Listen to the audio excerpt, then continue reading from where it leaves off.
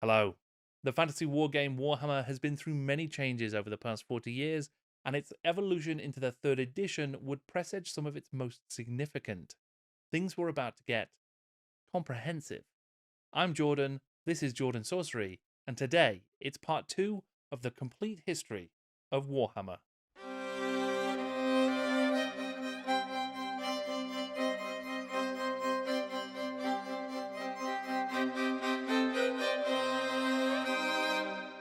Last time, we took a look at the early history of Games Workshop and its miniatures manufacturer Citadel, and found out how Bryan Ansell assembled a murderer's row of talent to produce and design his brand new fantasy skirmish wargame, Warhammer. This time, Warhammer grows up and becomes a complete guide to a whole new hobby. Stick with my channel and you'll soon see the rest of this series, where I'll be covering editions 4 through 8 of Warhammer. I was originally going to be covering the 3rd and 4th editions in this video, and I apologise that I've not been able to do that. The more research I did on 3rd edition, the more content there was, and the less space there was to cover an entire other edition. It just didn't seem right to squeeze them both in. If things carry on like this, it's entirely possible that other editions might get their own videos as well, so let's see how things go. If you want to support the channel, you can always check out and join my Patreon, patreon.com/JordanSorcery, but for now, it's 3rd edition time. In the late 80s and early 90s, Warhammer would continue its evolution from a rough and ready skirmish game to a far more orderly battle game. There would be more points values, more army lists, and more balanced forces, with an eye to more competitive play.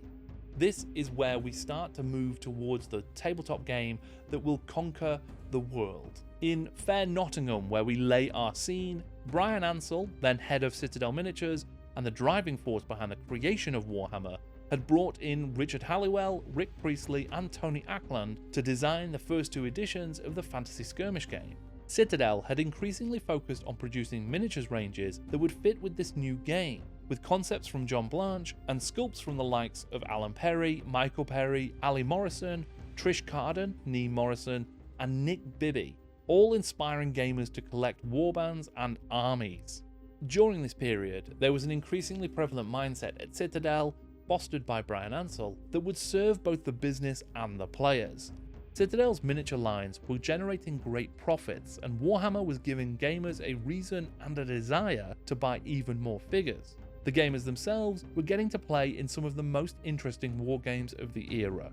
Plans were afoot to further build the business on the backs of 3 interconnected and roughly compatible games: Warhammer Fantasy Battles, with its growing ranks of miniatures, Warhammer Fantasy Roleplay, with a setting that gave all of those miniatures a home and a deep and evolving story, and a science fiction sibling which was soon to be released, Space Warhammer. But before the business could truly concentrate on those games, it would need to break away from its long-standing approach of being a games shop first and a workshop second. In 1985, Bryan Ansell quit Citadel Miniatures.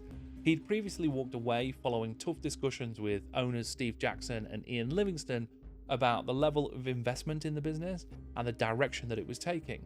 Eventually that impasse had been overcome, and Ansell had returned with more autonomy and more financial support for the manufacturing part of the business.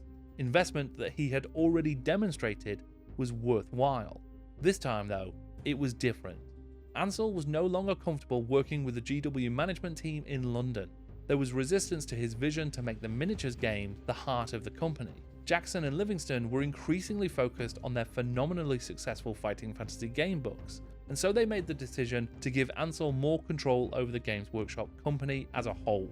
He would return as the group's new managing director, with a vision to focus GW on the production of miniatures games and of course the Citadel miniatures with which to play them. The role-playing game market that had been instrumental in powering Games Workshop so far was beginning to wither. At the same time, the miniatures market was hotting up. Ansell wanted to vertically integrate the production and sale of GW products, change to stores that sold only GW games, and turn White Dwarf into a magazine that concentrated only on Games Workshop output. One of Ansell's first steps was to consolidate management and operations under one roof in Nottingham. Games Workshop headquarters would leave London for good. All of these changes would have an enormous and long-lasting impact on Games Workshop, the wargames industry, and the UK economy as a whole. By moving Games Workshop permanently to be based in Nottingham, Ansell would encourage the creation of the so-called Lead Belt in the East Midlands, a centre of expertise in miniatures design and manufacturing. Many other firms would spring up to take advantage of this concentration of talent, with companies like Warlord Games, Wargames Foundry, Perry Miniatures, Mantic, and many others growing over time. It would become a veritable miniatures Hollywood. Meanwhile, TSR, the company behind Dungeons & Dragons, was undergoing a period of contraction. The TSR UK operation, an office of about 25 people, had been created in 1980 following a failed attempt by TSR to merge with Games Workshop. TSR UK produced some classic D&D material, like the Fiend Folio, a collection of monsters that had originally appeared in the pages of White Dwarf, and The Sinister Secret of Saltmarsh, a module that is still available today, albeit in a reworked configuration. In 1985, TSR management laid off creative staff and shut down the UK-produced Imagine magazine. Amidst all of this chaos, one of the managers at TSR UK decided it was time to make the leap to Games Workshop, a manager named Tom Kirby. Many of the now unemployed creative talent from TSR UK were inspired by, or at least aware of Kirby's move, and several would follow suit. Jim Bambra, Mike Brunton, Paul Cockburn, and Phil Gallagher would all interview with Bryan Ansell and secure jobs at Games Workshop. This new influx of creativity would quickly yield considerable benefits. The evolution of Warhammer Fantasy Roleplay, the writing of the Enemy Within campaign for it, one of the most famous campaigns in roleplaying, and in the development of the Warhammer Miniatures game itself. D&D's loss would be Warhammer's gain. It was with the second edition of Warhammer that all of the different disparate bits of ad hoc lore created for miniatures releases and magazine articles would start to get consolidated in one place. The setting of the game was finally taking shape. The Warhammer world would become known.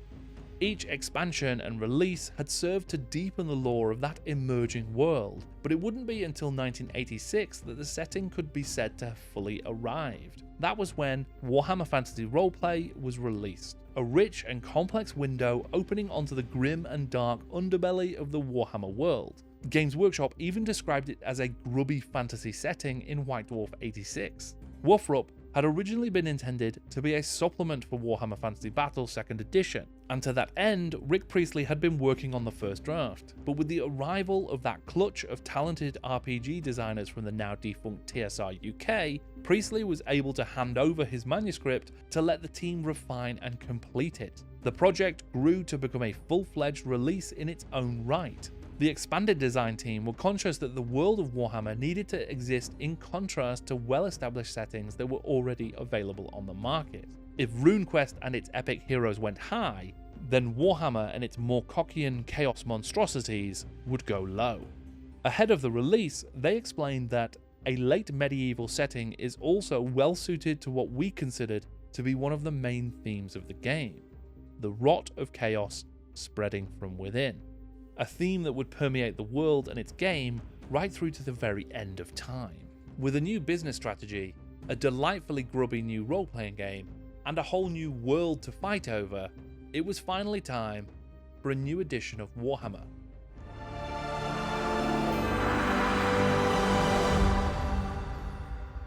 Unlike its predecessors, this edition would not come in a box or multiple slim volumes. No, this time, the entire world would be bound in a single mighty tome. The intention was to provide everything you might need to play a fantasy wargame in just one place. The structure of the book would become a familiar sight in later editions of Warhammer. All the core rules, army showcases, background and lore, an introductory scenario, how to hobby sections, building terrain, collecting and painting miniatures, everything is there. It even has a monstrously large bestiary section that details the creatures that inhabit the Warhammer world, all of their stats, suggested base sizes, and even points costs. Truly, no other book is needed for even a lifetime of wargaming. You don't even need miniatures to play this game. As it says in the introduction, expertly painted models are not essential. You may prefer to use the cutout counters provided with this book. Perhaps it's time to test that Warhammer World gaming policy. There was a subtle subtitle change as well. No longer was this Fantasy Battle Rules. Now it was simply Warhammer Fantasy Battle. Although the cover still bears the names Ansell, Priestley, and Halliwell, the internal credits tell a slightly different story. The 3 authors are recognised for the original game design, but the 3rd edition is explicitly credited to Jim Bambra and Rick Priestley, with Bambra also receiving credit for development and testing alongside Richard Halliwell. Bambra had been one of the recruits from TSR UK, and whilst he would stay with Games Workshop for only 2 or 3 years, a great many important projects would fall under his pen. Not only was he key to playtesting and writing the final manuscript for 3rd edition Warhammer, but he was also part of the team behind Warhammer Fantasy Roleplay and its Enemy Within campaign, and he would provide content for White Dwarf and even write a fighting fantasy gamebook in 1989. Bambra would move into video game development in the 90s, and in more recent times has started working on historical wargames again. I find it quite surprising that given his involvement in some classic D&D campaigns, the development of Warhammer Fantasy Roleplay, and Warhammer's 3rd edition, that we don't talk about Jim Bambra quite as often as we probably should in conversations about the legends of game design. The 1st edition of Warhammer was built around a system that used a turn order of movement, shooting, combat, and magic phases. And when you wanted to do damage, you had to first roll to hit and then roll to wound, and your opponent would get to roll to save. The 2nd edition retained all of those mechanics, as well as renaming and refining some others. The 3rd edition, though, had many years of playtesting, feedback, and reconsideration that would lead to some more dramatic reworks. The bones remained the same. You still had the same phases in each turn, roughly the same stat lines, and of course plenty of dice rolls. As Richard Halliwell put it in White Dwarf 96, the buckets of dice were staying put. The comparison is made to games rules that feature tables of results that must be cross-referenced and recorded, with the summary that the many dice rolls just seem to have a better feel. Some people criticize this aspect of Warhammer, many more enjoy it. Psychology rules were streamlined to account for the overall shift from smaller skirmish forces of 2nd edition towards the larger armies for which 3rd edition was intended. Magic was simplified and toned down as well, with the removal of the rigid specialist spellcaster classes like Demonologist or Necromancer. There were now multidisciplined wizards and sorcerers, with access to a wider range of spells. Hero rules were restructured around 5 levels, 5, 10, 15, 20, and 25, with solid rules for creating and pointing your own new hero characters. There was a further note from Halliwell in White Dwarf that would speak to the changing direction for the game. Ravening Hordes was an expression of a new set of demands on Warhammer. Now, it no longer had to be merely the most totally playable, humorous, and enjoyable battle system ever, but it also had to be capable of coping with rigorously balanced, no-holds-barred competitive games. These two warring wolves within Warhammer present an eternal struggle that exists even to this day. Is it a game of friendly fun, or strict competition?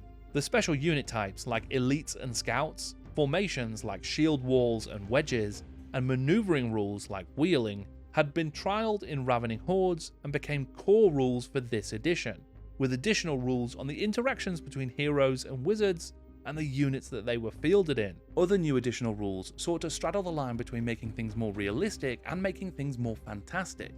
There were new rules for army baggage and chariots, engines and beasts of war, aerial combat, interactive terrain, and lots of other stuff. This was a comprehensive edition, trying to cover almost every scenario you might want to play. At times, that made it incredibly complex, but because they had developed these rules out of the experience of every battle that had been fought in Warhammer for the last 3 years, it also made it into something of a living, breathing document, a whole new gaming experience. There's also an early version of the random chaos mutations tables, which would be significantly expanded by Realm of Chaos. So you could generate characters that spit acid, were weapon masters, or had long legs. I guess they thought that if you played center in the NBA, maybe you were in league with Chaos. It's telling that in the description of the potential mutations, the book reads, many of these attributes are of a minor nature, or only relevant to Warhammer Fantasy Roleplay. There was a consistent effort to make Warhammer Fantasy Battle, Warhammer Fantasy Roleplay, and the soon-to-be released Warhammer 40,000 as compatible as possible wherever they could. Whilst Fantasy Battle was increasingly focused on the wargame aspect over the role-playing, it's still expected there to be a GM present to referee the game and run a scenario. The scenario that was actually included in the core book for Warhammer Fantasy Battle, Foranron's Last Stand, written by Richard Halliwell, actually has an integral GM role. The cover for the 3rd edition of Warhammer was by artist John Sibbick. Sibbick worked with Games Workshop through much of the 80s, providing classic imagery like the brutally magnificent cover of Warhammer Fantasy Roleplay, a cover that may actually feature Gotrek, as well as producing the legendary cover of White Dwarf issue 90 that featured the White Dwarf himself, a piece that would ultimately find its way into HeroQuest. As well as being a science fiction and fantasy art legend, Sibbick is also a highly respected paleo artist. His illustrations of prehistoric life have been hugely influential in the field. Warhammer 1st edition had cover art that featured John Blanche's Chaos Warrior, later dubbed Harold Harry the Hammer when he received a miniature in the box set Heroic Warriors of the Known World, and a further updated miniature would be released some years later. But he wouldn't be the only cover model that you could find on the miniatures shelf. Sibbick's cover art reflected several Citadel miniatures that were already available, including the two-headed Goblin from the C27 Goblin Mutant range, the Chaos Warrior, Death Scar, who also appears in an interior piece by Tony Ackland, and a bunch of wonderful Goblin fanatics and other orky boys. There's also this awesome Chaos Sorcerer lad who is both a miniature, a CO2 Chaos Sorcerer known as Amron the Bringer of Hope, and who you'll also probably remember making an appearance in the art from the 1st edition Magic book. The central figure is, of course, an update to the Besieged Champion from Blanche's 2nd edition box cover. I've not been able to find out if he did receive a miniature of his own, so if you do know, please leave a comment below. I would love to find out. Internal art for this edition was provided by a cavalcade of tremendous artists, with returning legends like John Blanche, Tony Ackland, Ian Miller and Chris Achelios, joined by the likes of Russ Nicholson, Dave Andrews and Gary Chalk. Former Asgard sculptors and artists Nick Bibby and Jez Goodwin had also joined GW by this time to lend their talents as well, along with several other great artists and illustrators. There is a lot of art in this book, with as many classic images from the past few years of Games Workshop products as they could fit in the pages, but the new art raises the game even further. A couple of my favourite pieces found in this edition include John Blanche's Mona Lisa and the Moon Man, Bob Naismith's Golden Demon from his range of painting set covers, and Russ Nicholson's steampunk flavoured alchemist who wouldn't look out of place on a gothic battlecruiser. There is even a guest appearance here from a certain fire-topped warlock at one point. By the time this book was released, there was now a recognisable Warhammer world, and the tone had been thoroughly well established through the releases so far. In Rick Priestley's words, by now, the dark and dangerous background for Warhammer had started to evolve, partly based on ideas by Bryan Ansell, and partly on the background of the Citadel Miniatures ranges. Of course, there is still a heady mix of humour and fun laced through all of that gore and ichor, and whilst the game world would evolve and change with every passing edition and supplement, it's clear to see that the Warhammer world, and especially the old world, is very well established at this point. The core geography of the globe, the size and scope of major players like the Empire, the High Elves of Ulthuan, and the various tribes of Orcs and Goblins were all laid out in great detail. There is even an explanation of how this fictional world has emerged from real-world games, with GMs fleshing out locations like Blackfire Pass, or events like the repeated battles between Dwarf and Goblin. The timeline of world history is expanded upon, though it remains the same broad arc that we've seen before. The early arrival and downfall of the Slann, the emergence of the Dwarves and the Elves, the incursions of Chaos, the founding of the Empire, and the ascendance of the Age of Man. The main armies of Warhammer are pretty well established by this point as well. You can create your forces from the Empire, Chaos, Skaven, Dwarves, Chaos Dwarves, High Elves, Wood Elves, Dark Elves, although there are still army lists possible of just loads of monsters or loads of Fimir for some reason. The undead, whilst they've been present from the 1st edition, are still here as well, and there's loads of them. There's ghosts, zombies, mummies, all sorts of stuff.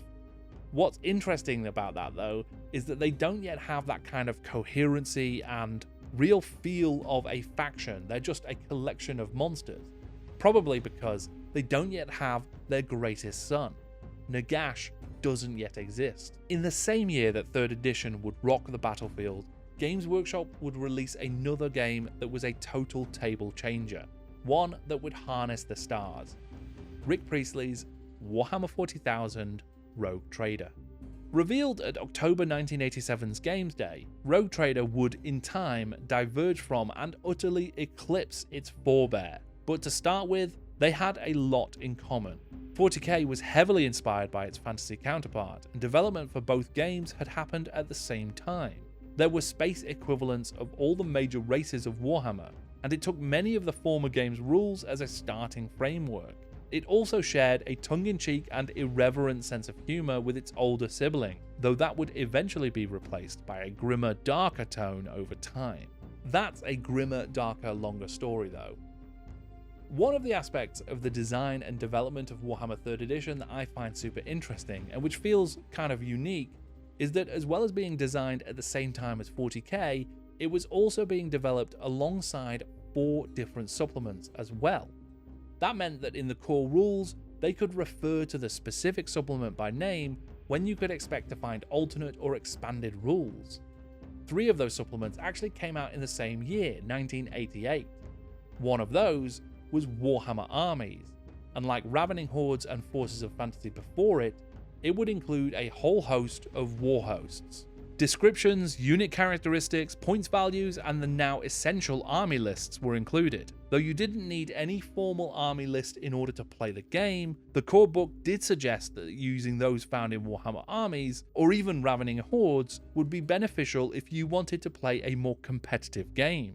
Armies was written by Nigel Stillman, his first major project for GW. Stillman, a former archaeologist, joined Games Workshop in the late 80s and worked on a range of supplements for both Warhammer Fantasy and 40k, as well as co-designing the early 90s classics Man of War and Mighty Empires. The Warhammer Armies project was in something of a mess when it was handed to the newly recruited Stillman. He remembers it thusly: "At first, I was handed a big unfinished project of Warhammer Armies to sort out. This resulted in the evolution of the Warhammer Army List style.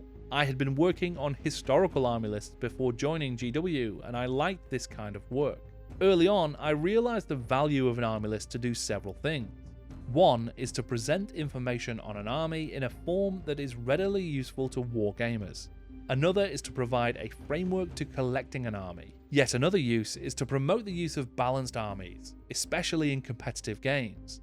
The list is thus an engine that drives the collection of figures and links them to the rulebook. In Warhammer Armies, you would find a bounty as boundless as the sea. This book was stacked to the gills with detail about army lists and points values. It provided exactly the structure that Nigel Stillman wanted to create to help gamers build their armies. Forces were split into the main armies, Undead, Skaven, and Dwarfs for example, and then smaller contingents of less common factions, like the Zotes or the armies of Nippon. A further bestiary section added to the creatures and monsters from the core book, with rare beasts like the Temple Dog making an appearance.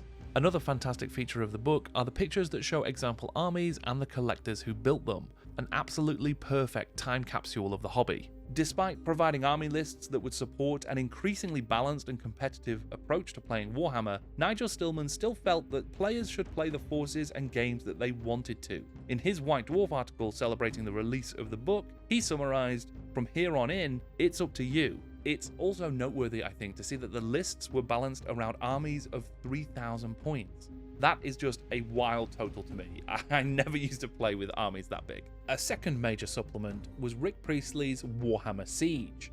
This was accompanied by the release of the massive and appropriately named Mighty Fortress. In the box there was a collection of plastic walls, gates and towers, as well as other bits of fortress paraphernalia. Siege was designed to offer players a range of rules and scenarios that would support siege warfare in many forms. Despite the cover art and photographs leaning heavily into the fantasy theme, the book does include full rules for sieges in 40k as well as fantasy battle. The book contains everything you need to know in order to move troops around, inside, outside, into, out of, up, down and through the walls of a castle, as well as melee and ranged combat rules. There's information on siege weapons that can actually damage and destroy the castle itself, There's loads of stuff in here to help run fantasy battles over fortifications, and the Rogue Trader rules provide ways to fight in feudal fortresses, sci-fi stations, and combinations of the two, with suggestions for how the mighty fortress itself could even be used as a feudal settlement on a backwater planet in the 41st millennium. Helpfully, the back cover includes a suggested playtime of 1 hour or more. And given that Warhammer Siege is considered to be one of the most complex supplements that Games Workshop ever released, I think it's going to be more. In 1988 and 1990, there would be 2 books released that would delve deeper than ever before into the corrupted core of the realm of chaos. Slaves to Darkness, which adulated Khorne and Slaanesh, and Lost and the Damned, which deified Nurgle and Tzeentch. These books provided more lore, mutations, monsters, cultists, mutations, and mutations than ever before. They were richly detailed and ruinously illustrated. Both volumes are incredible works. The brainchild of Bryan Ansell, Realm of Chaos, or at least some of it, was in development for as many as 5 years, and it seems to have been developed with pretty much the entire Citadel studio being involved. Mike Brunton and Simon Forrest join Ansell as co-authors on Slaves to Darkness, and Rick Priestley is credited as co-author on Lost and the Damned. Like Siege, both books could be used with Warhammer Fantasy Battle and 40k, as the 2 worlds were still being sold as part of the same larger mythos.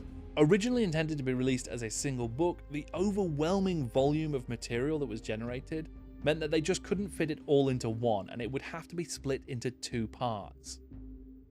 I've no idea how something like that happens.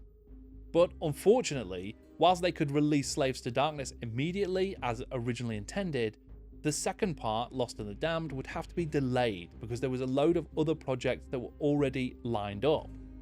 For some people, that delay and shift in focus meant that the second volume wasn't quite as polished or refined as Slaves to Darkness was, but both were extremely well received and have become important artifacts in the history of Chaos and Warhammer itself. There was originally intended to be a 5th Chaos God in the Realms of Chaos as well, Malal, a lost god of destruction who hated the other 4 Chaos gods. The deity was conceived for the Warhammer comic Caleb Dark, but copyright for Malal was owned by the comic's writers John Wagner and Alan Grant, which meant that ultimately the character couldn't be used in Warhammer at that time. Truthfully, there is so much amazing material in these 2 books that they really deserve an enormous, detailed deep dive of their own. And I guess we'll just have to see if the whispers finally get to me at night and I make one myself. As Games Workshop changed, so too did White Dwarf. By the issues in the early 100s, Bryan Ansell's mandate to focus only on Games Workshop products had more or less taken hold. All of the non-Woofrup RPG content, previously the bread and butter material at the heart of White Dwarf, was phased out, replaced by new articles and features that would become regulars. Even though the editorial team weren't always pleased with Ansell's decisions, following the head office relocation, then editor Ian Marsh had even secreted the message "Sod off Bryan Ansell" in the issue 77 contents page, the magazine had gone from strength to strength.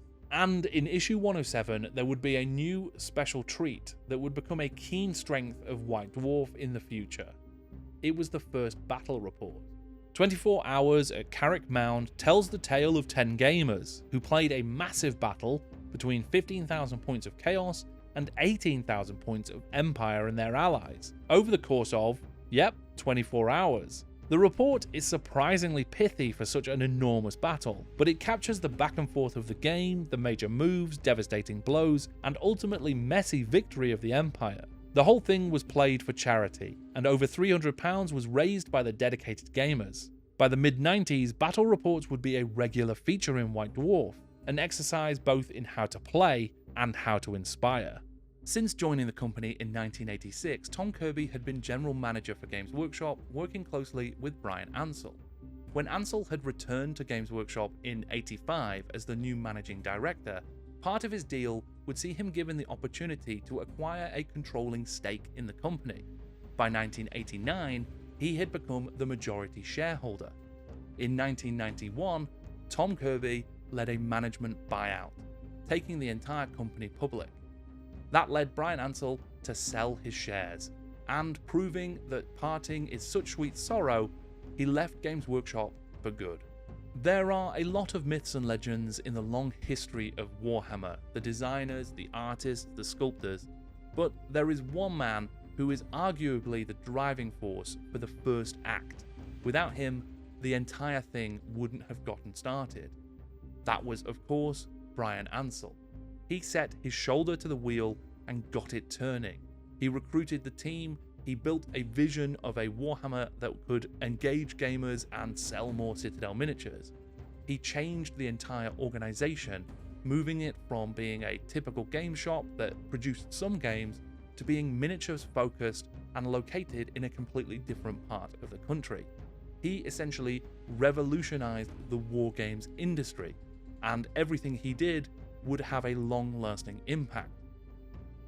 Many people have said that Bryan Ansell could be a challenge to work with, but every person has said that Bryan Ansell was a visionary who rewrote the rules of the game. With Kirby now in charge, Games Workshop would take further steps towards the commercialization of Warhammer, laying down the foundations of a business model that would grow and evolve to this day. Though it would not always be plain sailing, the course was set that would see Games Workshop the company and the games it makes reinvented time after time. This was the end of the beginning. Old Hammer was over. So there you have it, part 2 of the complete history of Warhammer is done. I hope that you've enjoyed it. If you did, feel free to leave a like, leave a comment, and subscribe if you want to see more. And give a look to my Patreon, patreon.com/JordanSorcery, if you've got the means and inclination to support me there. I really appreciate it. Thank you very much for watching. I am Jordan, and this is Jordan Sorcery.